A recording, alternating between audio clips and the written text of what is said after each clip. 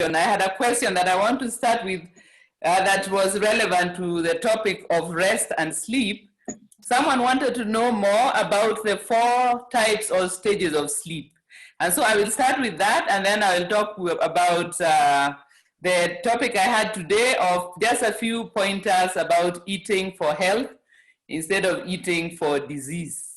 So the 4 stages of sleep are very important because sometimes we think of sleep as just one thing, that we fall asleep and we are unconscious and then we wake up. But that is actually not the case. We have different kinds of sleep, and all of them are necessary for us to get the full benefit of the period we spend sleeping. As you remember last time, I said that we need a minimum of 7 hours, and we should get an average of 8, possibly 9 for those of us who are able. So the first stage of sleep is called the light sleep, which starts when it's a brief period just as we fall asleep. During it, our heart rate drops and our breathing slows down and our muscles relax. So this is the first stage. After that, we have the next stage, which is deep sleep. It takes about 25 minutes. During this stage, the heartbeat continues to slow down and the temperature of our bodies drop. You remember last time I told you it's important to try not to sleep in a hot room, because as our sleep deepens, we need that the temperature is not high. So the body temperature drops and the eyes stop moving in their sockets. Then the third stage is called slow wave sleep or delta sleep. This is the deepest type of sleep from which is hard to wake up. This is when if someone tries to wake you up, it's quite difficult.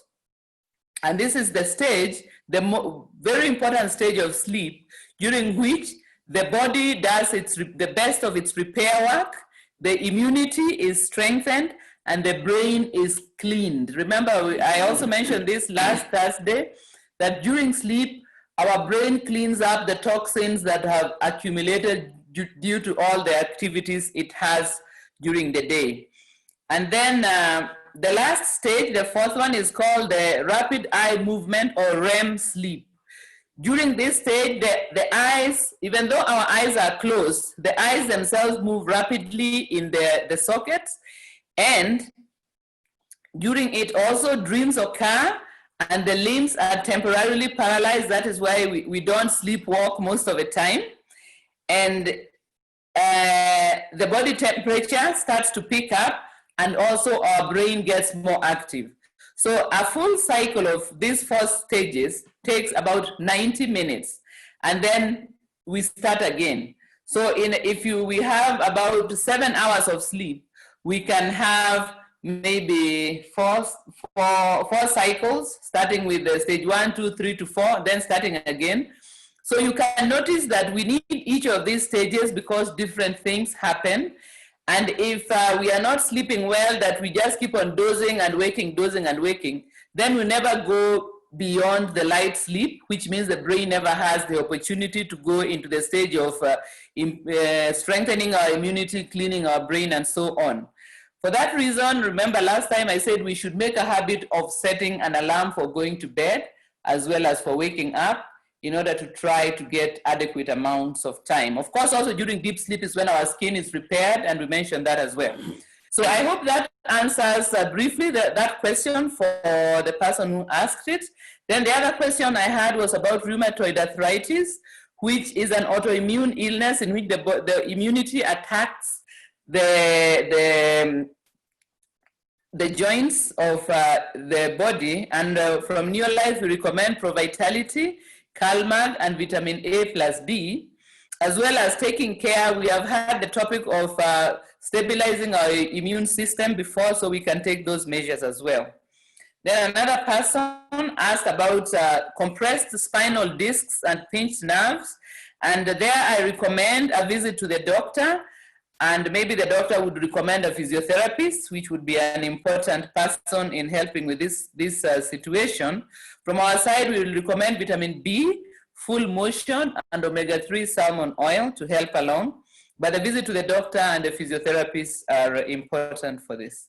Then the last question was about numb legs. And with this one, I thought I didn't quite have enough information to give a good answer. So maybe the person still would like an answer, they can send with the question with a bit more details. But initially, the products I thought might be generally useful would be vitamin B, carotenoid complex, and vitamin E. Okay, so with that, I want to go on to today's topic, which is part of the self-care series that we have been talking about. And today, I wanted to make a few points about eating for health, because I'm sure you are aware, because of our industry, that a lot of the illnesses that we are dealing with are to do not with germs or parasites that attack us, but what we put into our mouth and what kind of a lifestyle we live. And my first point in that is to emphasize once again, as I know I've done many, many times, the importance of eating food that is as natural and unprocessed as possible. Unfortunately, I think that I need to clarify this a bit, because these days we have all kinds of processed and packaged foods calling themselves natural. When I speak about natural foods, I'm speaking about foods which you can, if you look at them, you can recognize from their original ingredients. So for example, if you look at a sweet potato, you can just see that it is a potato. If you cook it, that is only one stage of processing. On the other hand, if you look at a cake, the stages of processing from wheat to a cake are very many. So that is a lot of processing involved. So when we speak about natural foods here, we are speaking about foods that are as close to their original form as possible. And these foods, the natural foods, should form the bulk of our diets. The ones which are processed very many steps should form a much smaller part of our diet. So with that, I think that the easiest way to speak about natural food is to say it's food that you can actually recognize by looking at it, what its origin was, and you can see that a lot of processing hasn't taken place. I will even compare, for example, if you look at something like coconut oil versus Elianto, or these liquid oils that we have. If you imagine that some of these oils are made from maize, can you imagine how many steps of processing you need to take in order to convert maize into oil? Those of you who have grown up in farmlands, you know that if you look at a maize grain, there is no sign of oil in it. For the oil in it to be extracted, it requires a serious amount of processing. And if you're ingesting something like that, you know that you are far from the natural food. On the other hand, if you look at a coconut, you can extract oil from it very easily, because the oil is very obviously part of the fruit itself, or an avocado. So that is what I wanted to say about natural foods, that we keep in mind that the large part of our diet, that is targeted towards our health, should be made of foods which have not been processed too much. Then, of course, a certain amount of processing has to be there. So, for example, something like cooking or roasting and so on are also a kind of processing, but they are simple forms that does not alter the food so very much. Then, just to mention also the importance of the fluids that we take in. We know that our bodies are a minimum of 65% water. So if you imagine that 65% of our body is made of water, it means that we really need to make water part of our everyday diet. And I'm not talking about juice, I'm not talking about soda, I'm not talking about wine or beer or all these sports drinks that we see. I'm talking about plain water, to get as best a quality as you have, but water is very important, because all our life systems, all our body's functions take place in watery situations. And so we need to always keep in mind that we need to replenish the water for the sake of detoxifying and for the sake of functioning properly. Then another point I want to make about foods is carbohydrates. If you think about it, most of the foods that we are eating today are similar to what our ancestors ate. So for example, from the part of Kenya from which we come, They were mainly fish-eating people, and they did some agriculture. And so if we are eating, the meat we are eating now is very similar to what our ancestors ate. The fats are not so similar because, for example, I gave the example of the very processed oils, which are very different from what our ancestors would have got. But we also have oils which are similar to what our ancestors used. For example, ghee is something that people from my part of Kenya used, and I think a lot of people from the Indian community use ghee, which is processed from in a small way from milk. Some of the people from the coastal areas use coconut or palm oil. All these are similar to what our ancestors used. But when we look at the carbohydrates that we are eating today, they are very different from the carbohydrates that our ancestors used. So something like sugar virtually did not exist in the form that we have it today. Something like bread, cake, all these packaged foods that are based in carbohydrates did not exist, which means that our bodies did not evolve taking carbohydrate in the refined form that we find it now. And that is why we find quite a number of our problems. And the one which is very, very, very severe now is diabetes, because we find that our bodies don't do well when we deal with these over-refined carbohydrates that exist in our diet today. And for that reason, I would strongly recommend that we look at the type of carbohydrates that we eat. We go back to whole grains as much as we can, especially if we are not, we don't react badly to them.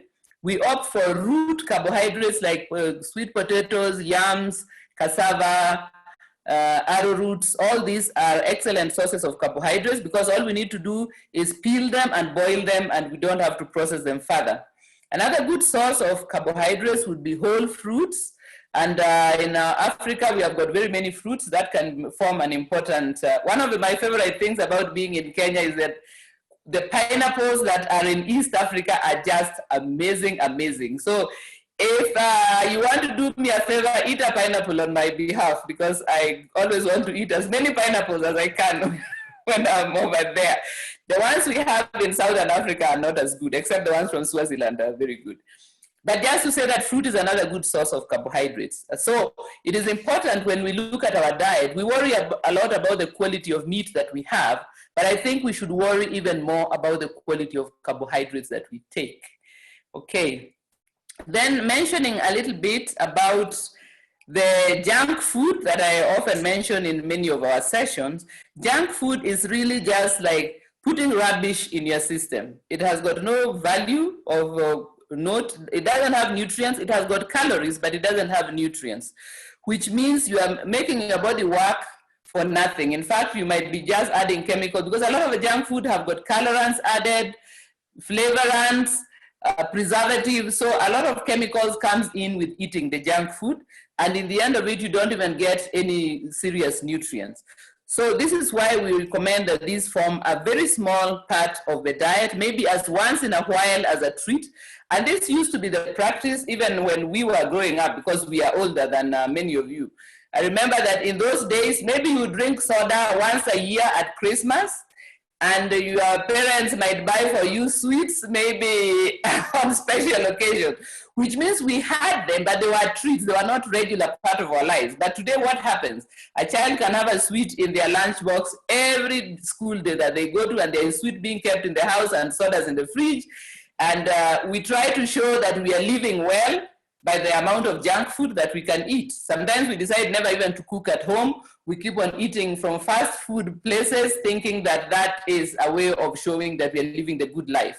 But I would like to just point out the results of that lifestyle in the West, where they are ahead of us from using this type of food, that they are also ahead in having these types of illnesses that we call Western lifestyle related illnesses. So look again at the part that junk food is playing in your diet, and understand that you could be, as you are eating junk food, you are feeding the diseases that your body is capable of having, instead of feeding your body for health. Okay.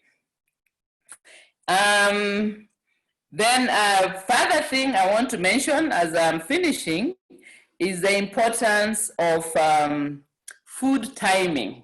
There has grown a habit. Again, let me go back to the old days, and the reason I keep going back to the old days, is that a lot of the illnesses that we are struggling with now did not exist even as when I was a child. I remember all the years I grew up, I only heard of one person who had this, what we call the disease of sugar. It was really unknown. And now within our lifetime, it has become an epidemic in Africa. How is that possible? So food timing, when I speak about food timing, I'm saying how often you eat. And you see now what we do is that we eat breakfast, then we have a snack, then maybe lunch, then tea. I don't know if we still have tea. And then we have another meal, and maybe before we go to bed, we have another something, a cup of tea or something. So this continuous eating that we never give our body a proper break also overstresses our digestive system. And that stress is sometimes what converts into autoimmune diseases. So I would recommend that we go back to the old style where you would eat 2 or 3 meals. As children, the older people will remember, you used to be told, don't eat between meals. You have your breakfast, you go and play, or you go to school, you come back, maybe you have lunch, you go back to school, and in the evening you have supper. Maybe we would have tea, because we got that from the British, that we would have that practice of having afternoon tea. But now I think that maybe it's important to reconsider that. And apart from small children who require more meals because they are growing and their body burns energy very much, for the rest of us, we should avoid this continuous snacking, because most of us don't need it, unless maybe we are sick and maybe as a result of the illness, we need to eat small regular meals.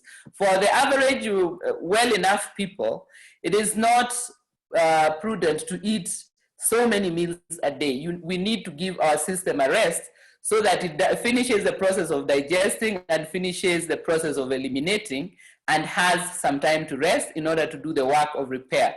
Because most of us know that when we have had a heavy lunch, we actually, think about Christmas when we go and eat and eat and eat, then we are too tired to do anything. We just collapse and all we do is maybe stare at the TV. So digesting food is very hard work. And if our bodies are digesting food continuously, each time it finishes, we add another. It's like a posture meal which never has a rest. As soon as it finishes, one more is added, that's finished, another one is added, and the machine breaks down. So that is how we should look at our own system. Let us eat the breakfast, the body will digest that until it's finished. By the time we have the next meal, the digestion will be over. And then again, I mentioned last time not to eat too close to bedtime. So this business of having supper and then another smaller meal, then going to bed also might interfere with the rest and recovery processes that we were talking about. So that is food timing for those who are healthy and have no condition that, or are healthy and are grown up or even from teenage. Let us start the habit of eating two times a day or 3 times a day, and the rest of the time we should just drink water, because water does not require digestion and does not exert too much on our systems. Then the other thing about food is portion size. Again, for those of us who are older, we used to be encouraged when there was food to eat until we were full, and it was considered a good thing if you had enough food to eat until you are full. But I recommend that now we should more target eating until we are satisfied. There is a difference between being satisfied and being full. Being satisfied means I'm no longer hungry. Being full means there is no space left to put anything. I'm stuffed. And that means that it's going to be a lot of work for my system to process all that. So let us target being satisfied, and let us even train our children not to get into that habit of eating until they pop. I remember our youngest son is very fond of chapati. He would eat a lot of chapati and then he'd not be able to even get up from the chair. Then he would lie down and say, "Mommy, rub my belly," because now he could not even walk. So those are the habits that maybe we should not in us, that we always want to see our children well fed. And it's because in our continent, we do know that there are many people who do not have those full bellies. There are people who tonight, even as we speak, go to bed hungry. So I will not laugh at that, because it is true that not everybody is going to be having the problem of a full stomach. But there are those of us, and a fair number of us, who are sick because we are every day going to bed with a full stomach, all right? So we have these two extremes, and neither of them are good. Then in finishing, I want to just mention from the supplement side a little bit. So of eating for health on the Neolife side, remember our supplements are there to form a bridge between what we should have and what we actually have. And of course, we can't be sure that our diet is giving us everything that we need. So for general supplementation, the first, and I always feel the best product is Provitality, because it contains a little bit, it's a package with a good distribution of what we need.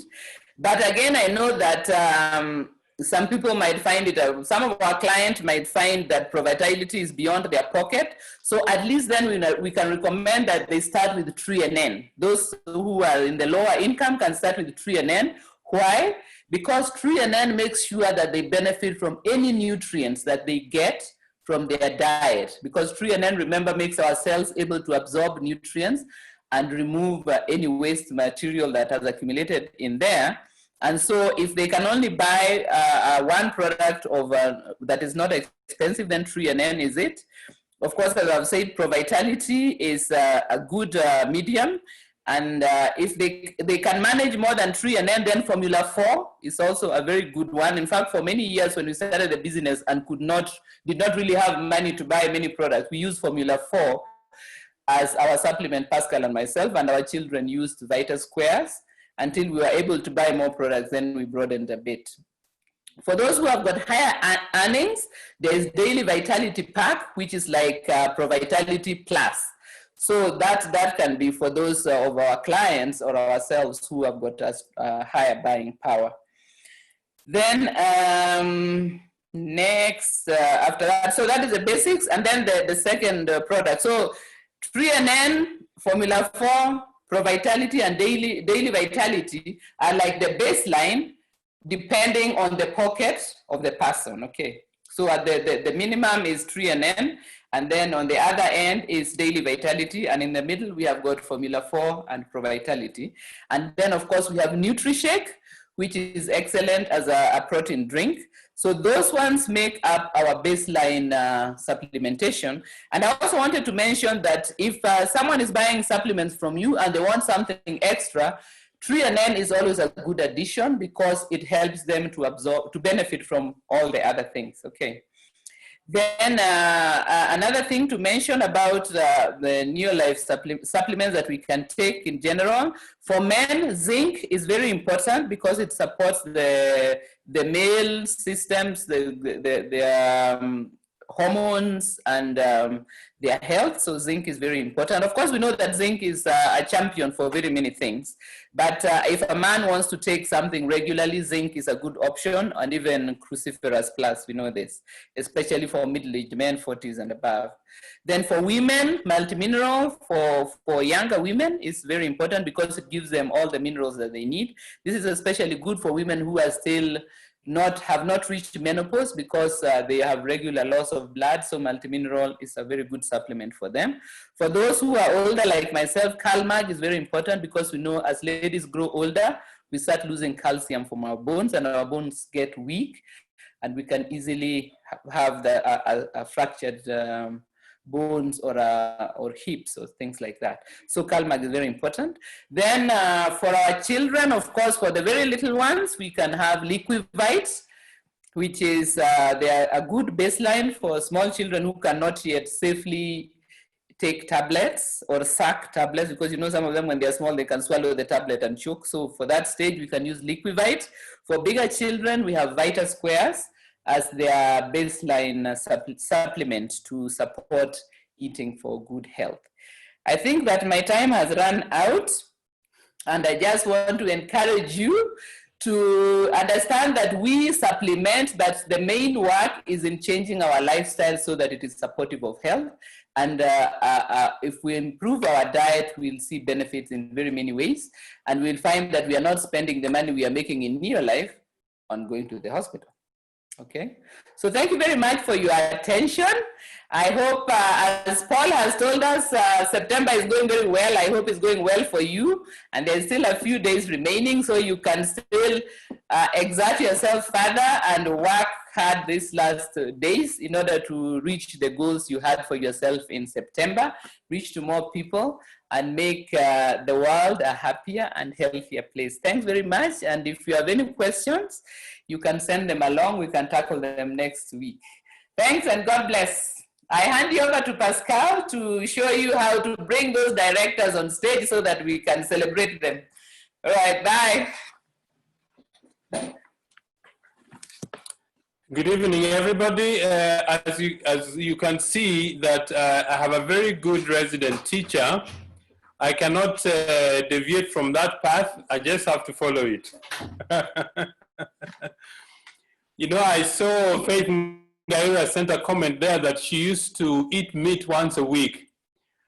And you know, meat was a treat during those days. It wasn't something you ate every day. So we really appreciate the training that Betty is giving our team.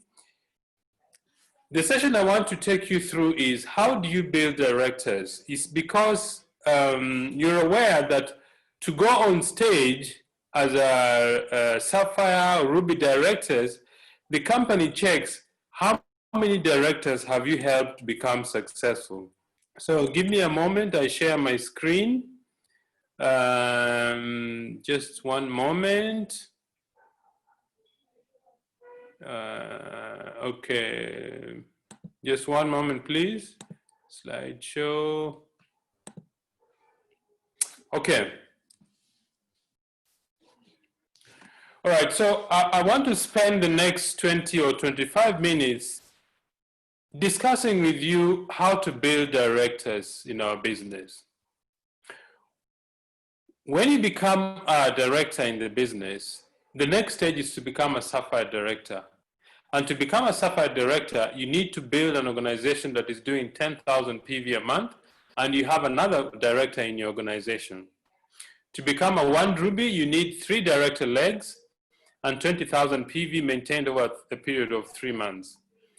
For 2 Ruby, you require 4 legs and 30,000 PV per month maintained for 3 months. But how do you build these directors? How do you help your people to become directors? I think it's very important first. Let's go back to what we discussed last week about the basics of our business. What do we do?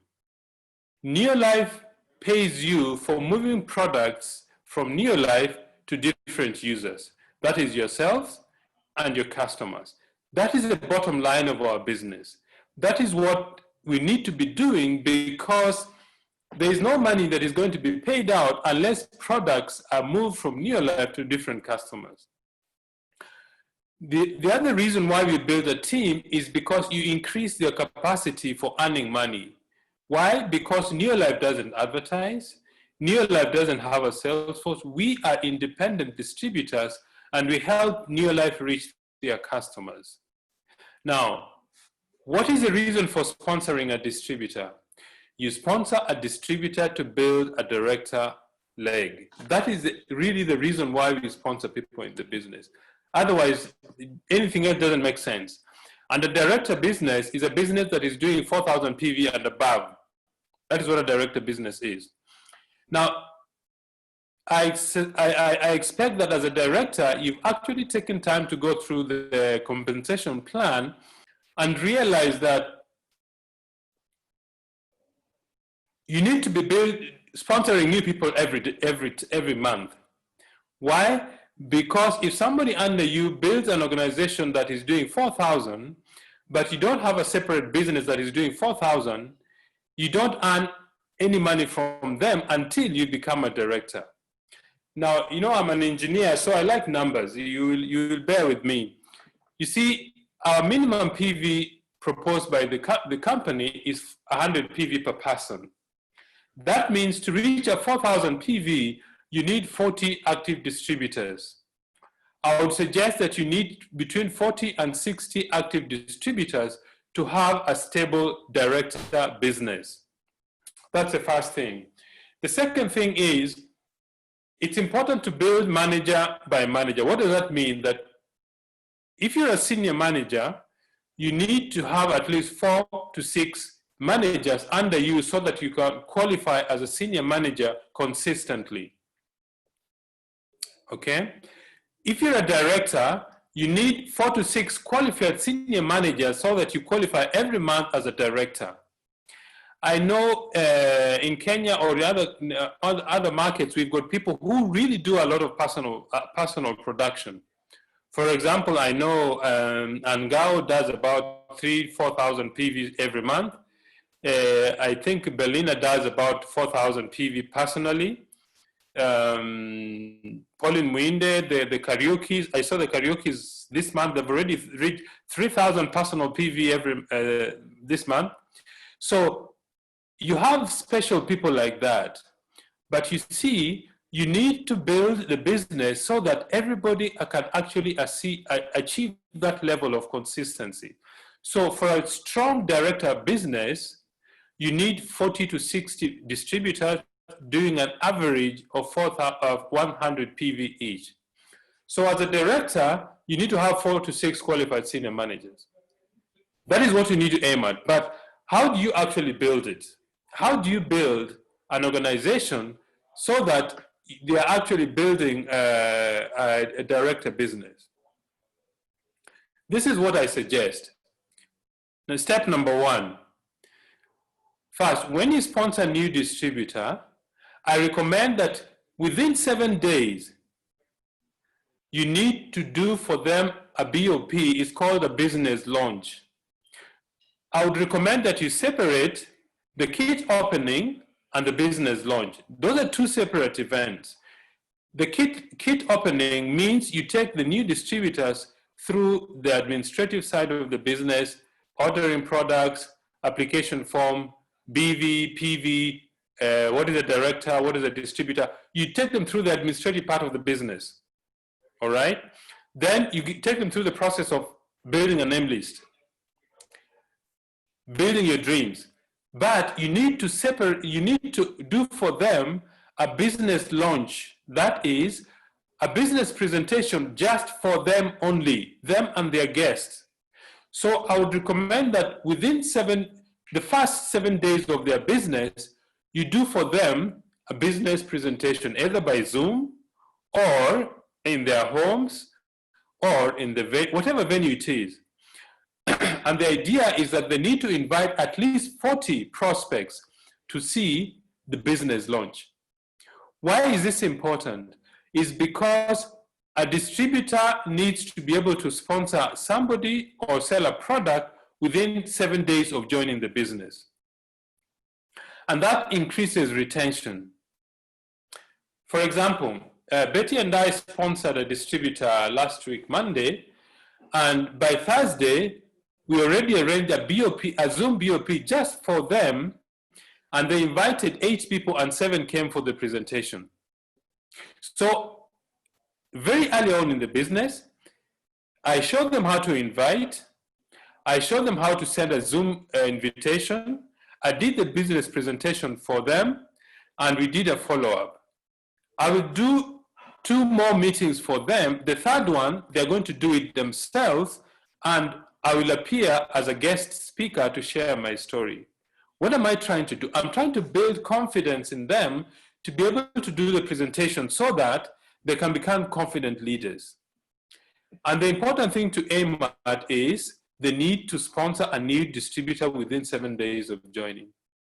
All right? The next thing you need to help them do is to do product session. Do it for them. The second time, let them do it. Give them, okay, I would like you to do a presentation on 3NN only. Or I'd like you to do the health food pyramid. And you as a distributor or a leader, you need to stay in the sponsoring phase always. Why is this important? Because when people in your group start qualifying as directors, you need your own separate 4,000 to be able to earn income from them. If you're a part-timer, I would recommend that you need to be working on 2 to 3 legs. If you're a full-timer, I would recommend that you need to be working on 4 to 6 legs at any one time, so that you can grow leaders in your team who start taking steps to director, to Sapphire, to Ruby. That is what I would recommend. So what is the goal? The goal is to build directors. How do you build directors? First, you need to know the numbers.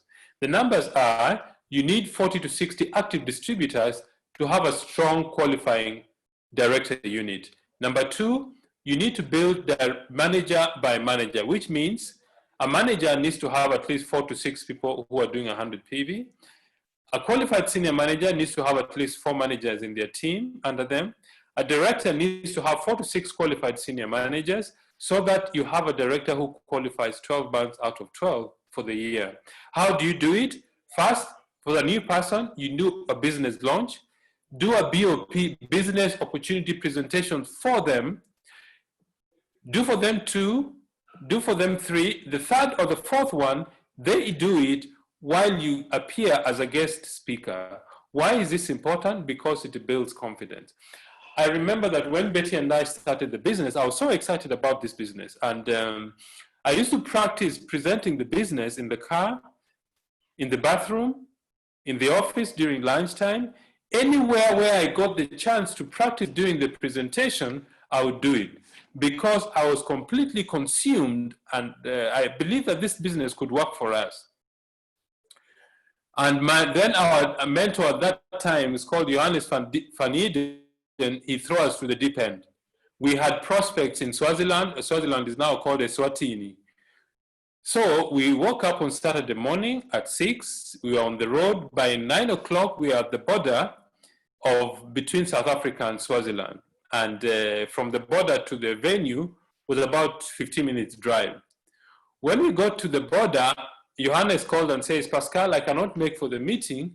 Just go and do the meeting yourself. That for me was the longest trip I ever took. I started panicking. What am I going to tell these people? I'm just 2 months old in the business. We are going across the borders to do a presentation. We arrived at the presentation about half an hour before the meeting started. We found they had arranged a venue. There was a board, and there were about the guests. And there were about 40 guests in that meeting. And then one of my downlines invited me and introduced me. Ladies and gentlemen, here is a very successful businessman from Pretoria. He's going to present the business for us. So with all that tension and panic and fear, I did the presentation the way I had practiced. And in that meeting, 10 people joined the business. And from that time, my confidence was sky high. I have never stopped showing the business. So you as a leader, you need to prod your distributors to start doing meetings for themselves, so that they become confident and become leaders. And as they become leaders, that leads us to our next session of today. That is on becoming leaders. Leadership is not something easy. What I know about leadership is that it requires a self-sacrificial attitude. It requires extreme commitment. It requires us to be really focused on doing the business correctly. It requires to continue learning. I'd like to share with you a few things. Number one, about leadership. A leader needs to have a vision. What is a vision? A vision is an internal sense of where your future is going to be.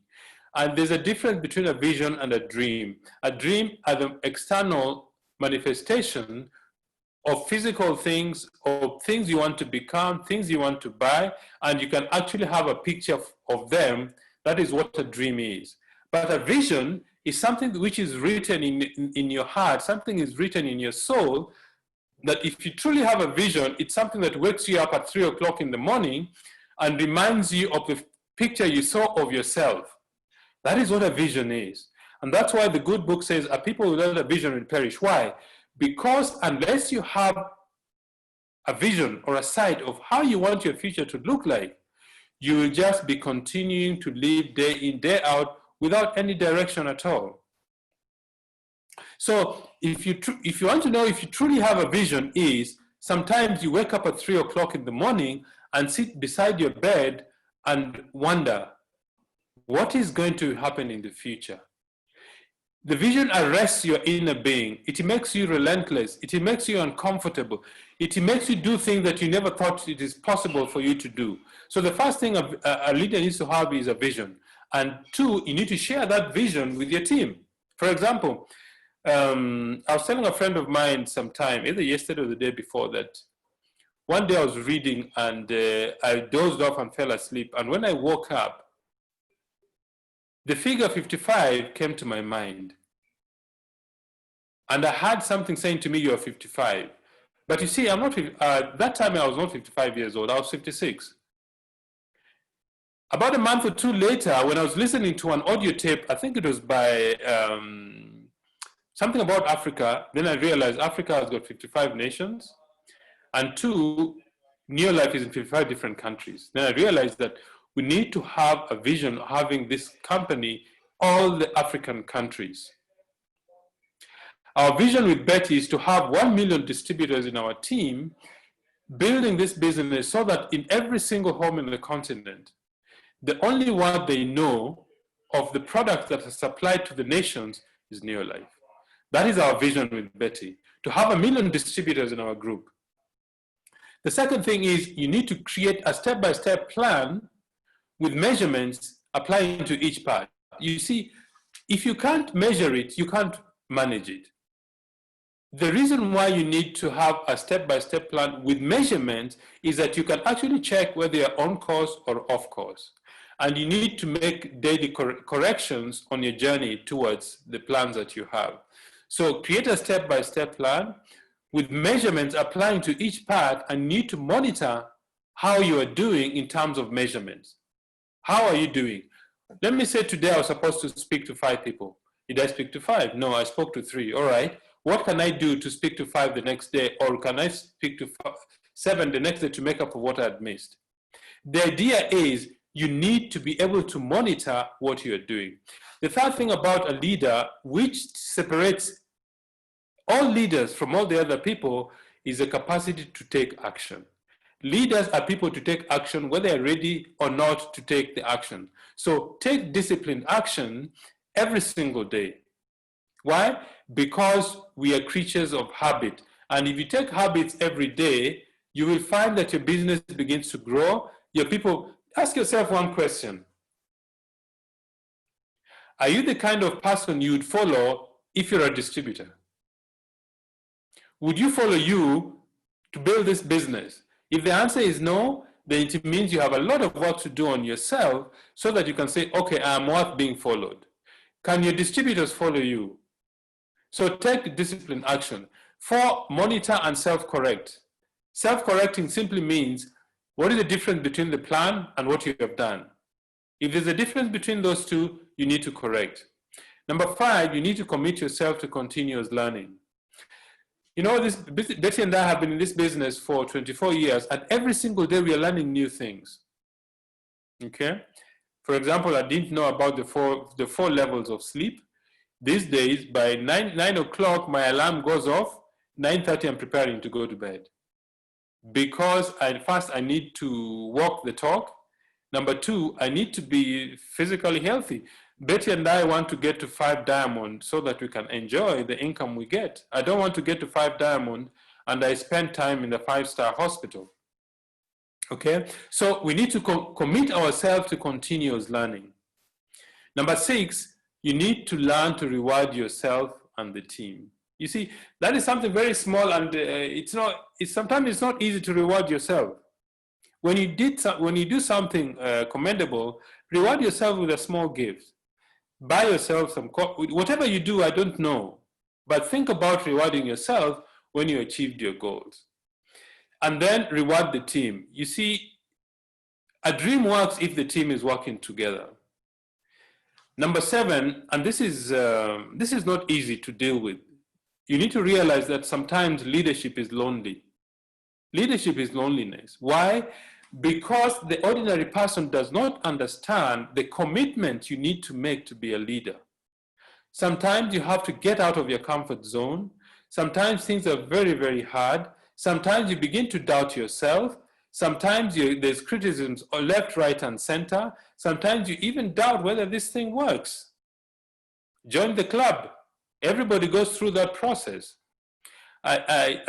You probably, a lot of people think that Betty and I don't go through challenges. Oh yes, we have our own fair of challenges. So leadership is very lonely. You need to be able to deal with loneliness of leadership. Why? Because leadership requires you to walk sometimes a very lonely journey. Number 8, you need to communicate with your team regularly, daily, if possible. Actually, not if possible. You should communicate with your team daily. Why? Because sometimes you may just neglect to communicate, and somebody who is in a difficult spot may have wanted you to call them just to send them a message that things are going to be okay. I know you're going through a tough time. All right? So communicate with your team regularly. And the last thing about leadership, this has to do, which I mentioned last week, is leaders have at least 7 legs at every convention.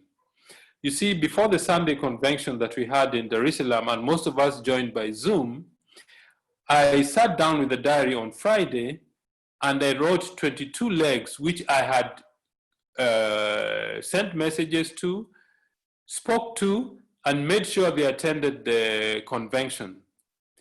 And from my estimation, I think Betty and I had about 16 to 17 legs who either witnessed or were at the convention.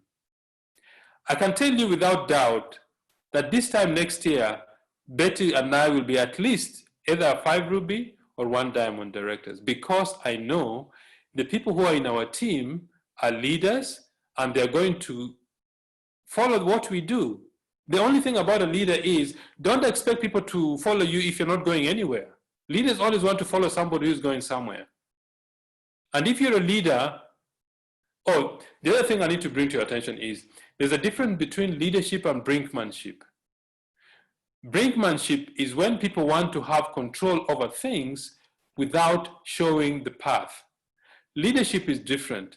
Leadership and management is different. Managers want to do things right. Leaders want to do the right things. And there's a big difference between that, between those two. So you need always to make sure that you develop your leadership capacity. And one of the things that I strongly recommend for you to do as a leader is reading. Leaders are readers, and readers eventually become leaders. Why? Because you increase your knowledge base, you increase your confidence, you increase your capacity to create a vision for your team. And when people seek help, they come to you as a leader. So that is what I wanted to share with you about leadership. And if you do that, you're going to attract people like yourself who are leaders, and eventually you're going to become a president's team members. I see Ryle is paying attention so much to this training, and I am sure she's going to be one of our great leaders from Nairobi. So, Paul, I want to hand over back to you to close our meeting. Thank you. Paul, can you hear me? Yes, I can hear you, Pascal. Thank you so much for such an amazing session. And I believe everybody who's on this call will be able to take what we have been able to learn from Pascal and Betty to be able to continue to build our business. And I'm quite optimistic that, this is the topics that we have been waiting for, to be able to continue to build a strong directors.